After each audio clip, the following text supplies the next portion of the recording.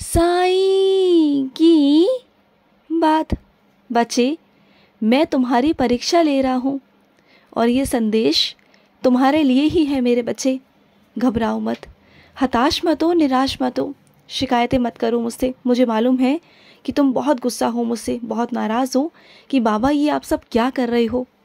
लेकिन विश्वास रखो मुझ पर कि मैं जो भी कर रहा हूँ ना, वो तुम्हारे भले के लिए कर रहा हूँ। उसमें तुम्हारा भला छुपा हुआ है मेरे बच्चे। तुम बात को समझते नहीं। तुम ना जो देखते हो, जो हो रहा है ना, उस पर तुम्हारा जोर चलता है, वहीं तक तुम्हारी सोच चलती है।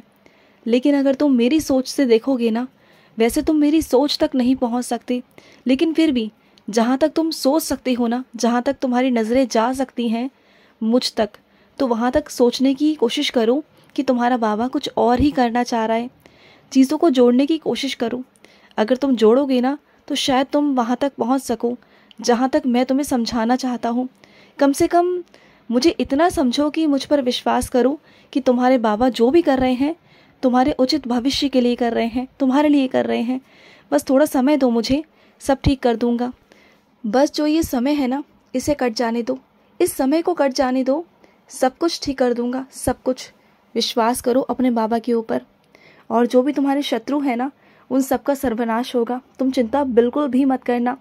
चाहे वो शत्रु तुम्हारे अपने हों या पराए हों, कैसे भी हों, जिन्हें तुम हटाना चाहते हो वो भी हटेंगे, और जिन्हें तुम अपना समझकर हटा नहीं पा रहे हो ना, वो भी तुम्हारे जीवन से हटेंगे। अब सब हटेगा, सब होगा मेरे बच्चे, क्योंकि तुम प्यार में बह जाते हो, भावनाओं में बह जाते हो, और भावनाओं में बह के ना तुम अपनों को माफ़ कर देते हो, और वही अपने तुम्हारे लिए ना नुकसानदायक बनते हैं, और वही तुम्हारे ना उन्नति का रोड़ा बन के तुम्हारे जीवन में बैठ जाते हैं, तुम्हें आगे ही नहीं बढ़ने देते। लेकिन अब ऐसा होगा नहीं ना। अब मैं वो सब कुछ करूँगा जो तुम्हारे लिए सही है। और मैं तुमसे भी कहता हूँ, तुमने बहुत सोच लिया सबके लिए, कि सबकी खुशियों का ध्यान रख लिया, सब कुछ कर लिया, इतने साल तुमने अपने परिवार को दे दिए, लेकिन अब तुम्हारी बारी है, अब तुम्हारा वक्त है, अब तुम्हें अपने लिए जीना है, अब तुम्हें अपने लिए कुछ करना है। अब खुशी की बात तुम्हारी है और तुम्हें खुश होना है। और क्यों नहीं होगे तुम खुश? क्या तुम्हारा खुश होने का हक नहीं? क्या इस जीवन में सबका खुश होने का हक है? तुम्हारे परिवार के खुश होने का हक है? क्या तुम्हारा हक नहीं? तुम्हारे परिवार वाले क्या कभी तुम्हारा ध्यान रखते हैं? क्या कभी उन्होंने तुमसे पूछा कि तुम खुश हो कि नहीं हो? क्या कभी तुम्हारे खास दिन पर तुम्हारे लिए कुछ विशेष करने की कोशिश की? पूछो अपने आप से, जिनके लिए तुम कर रहे हो क्या वो तुम्हारे लिए हैं? क्या आज तुम बीमार हो तो क्या वो तुम्हारे लिए खड़े हैं? पूछो अपने आप से। मैं तुम्हें नहीं बताऊंगा, इस बार मैं तुम्हें नहीं बताऊंगा, तुमसे ही प्रश्न पूछूंगा। हर बार मुझसे प्रश्न पूछते हो ना, आज मैं तुमसे प्रश्न पूछता हूँ। तो फिर क्यों? अगर तुम्हारा जवाब ये है कि तुम्हारे परिवार वाले साथ नहीं है ना, तो फिर क्यों? जवाब दो मुझे कि क्यों तुम उनके लिए सोचते हो, तुम उनके लिए क्यों कर रहे हो? मानता हूँ कि वो तुम्हारा परिवार है, लेकिन ये बात भी समझो, ये बात सत्य है कि तुम बस एक आत्मा हो, सिर्फ इस धरती पर आए हो जो बंधनों में घिरे हुए हो ना, वो सिर्फ मोह माया है और कुछ भी नहीं है। जब इस मनुष्य की यात्रा को ख़त्म कर कर मनुष्य आगे बढ़ता है ना जीवन में अपने, जब ऊपर जाता है, ईश्वर के पास जाता है ना, तो कोई तुम्हारे साथ नहीं जाता। तब तुम अकेले ही जाते हो, अकेले आए हो और अकेले ही जाओगे। कुछ ना लेकर आए थे और ना कुछ लेकर जाओगे। तो इस बात को समझो कि तुम एक आत्मा हो, और जो बंधनों में तुम घिरे हुए हो ना, उन बंधनों से अपने आप को बाहर निकालो। ज़रूरत है तुम्हें बाहर निकलने की, ज़रूरत है तुम्हें आगे बढ़ने की, ज़रूरत है।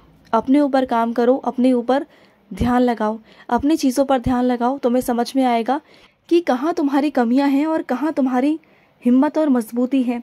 जहाँ तुम्हारी हिम्मत और मजबूती है उसे आगे बढ़ाओ, और जहाँ कमी है ना उसे सुधारने की कोशिश करो, जिससे कि तुम अपनी कमियों पर काम कर कर ज़िंदगी में आगे बढ़ सको। समझ गए मेरी बात को? और ज़िंदगी में ना कभी भी कोई भी कार्य करो ना, चाहे वो छोटा काम हो, बड़ा काम हो, घर का काम हो, दफ्तर का काम हो, या कोई विशेष कोई काम हो, कोई खास कोई काम हो, तो किसी भी काम को करने से पहले एक बार उसके बारे में ज़रूर जानना कि ये मार्ग तुम्हें सत्य की ओर लेके जा रहा है या नहीं लेके जा रहा। तुम्हें खुद चयन करना होगा कुछ चीज़ों का, अपने मार्गों का, कि तुम्हारे मार्ग जो है, जो तुम चुन रहे हो, जो तुम बढ़ रहे हो आगे, तुम्हारे कदम बढ़ रहे हैं, क्या वो मार्ग तुम्हारा आगे चलकर सत्य की ओर है या नहीं है। क्योंकि तुम्हारा जो भविष्य है ना वो उसी कदम पर निर्धारित होगा, तुम्हारे उसी जो फैसला होगा उस पर निर्धारित होगा। वही तुम्हारा चयन करेगा कि तुम क्या ही करोगे और क्या नहीं करोगे ना। तुम्हारा एक फैसला तुम्हारी ज़िंदगी को अच्छा बना सकता है और वही दूसरा फैसला तुम्हारी ज़िंदगी को बर्बाद भी कर सकता है। तो इस बात को समझो और चयन बहुत सोच समझ कर करना, क्योंकि तुम्हारा एक फैसला तुम्हारा भविष्य अच्छा भी कर सकता है और बुरा भी कर सकता है। और इस वजह से ना मैं तुम्हारी ज़िंदगी में बार बार प्रवेश करता हूँ, तुम्हें समझाता हूँ, तुम्हें सत्य पर चलने के लिए प्रेरित करता हूँ, तुम्हें प्रेरणा देता हूँ कि सत्य के मार्ग पर चलो, सत्य की राह पर चलो। क्योंकि तुम ना कभी कभी भटक जाते हो कुछ लोगों की बातों में आकर। कुछ ऐसे लोग होते हैं जो तुम्हें नकारात्मकता की तरफ भड़काने की, प्रेरित करने की कोशिश करते हैं, जो तुम्हें चाहते हैं कि तुम आगे बढ़ो और अपना जीवन खराब करो। और वैसे कुछ लोग हैं ना, वो कभी नहीं चाहते कि तुम आगे बढ़ो, तो ऐसे लोगों के साथ रहना भी बेकार है। और जो मेरे बच्चे जो मुझे समझ लेते हैं ना, मेरे संकेतों को, मेरे संदेशों को समझकर आगे बढ़ते हैं ना, मेरी सीख पर चलते हैं, मेरे शब्दों पर चलते हैं ना, वो अपने जीवन में ना अपने मन में सकारात्मकता ले आते हैं और उनके आसपास सकारात्मकता अपने आप बन जाती है।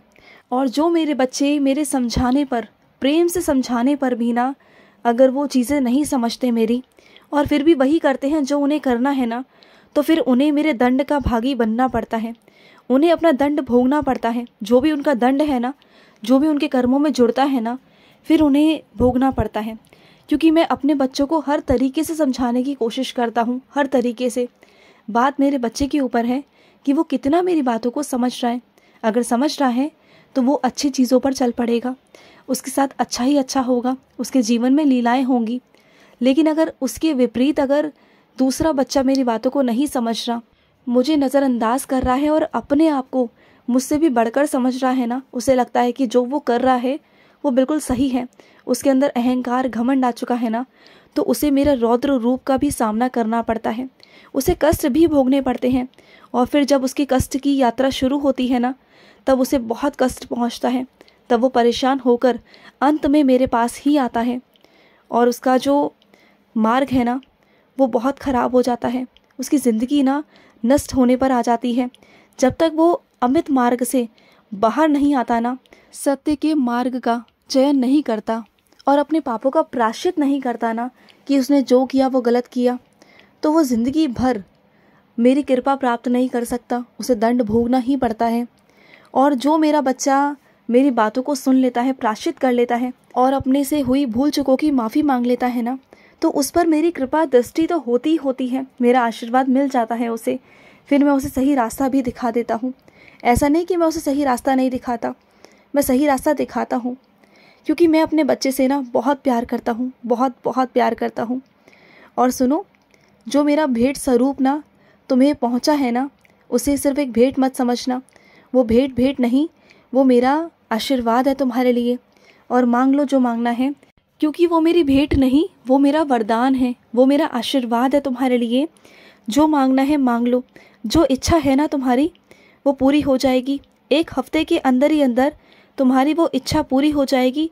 जो भी तुम मांगना चाहते हो ना मुझसे मांग लो। बस यही कोशिश करना कि तुम हमेशा ना सत्य के मार्ग पर बने रहो। तुम्हारी सारी मनोकामना, तुम्हारी सारी इच्छाएं मैं पूरी कर दूंगा। और ये कठिन जो यात्रा थी ना, वो मेरे बच्चे तुम पार कर चुके हो।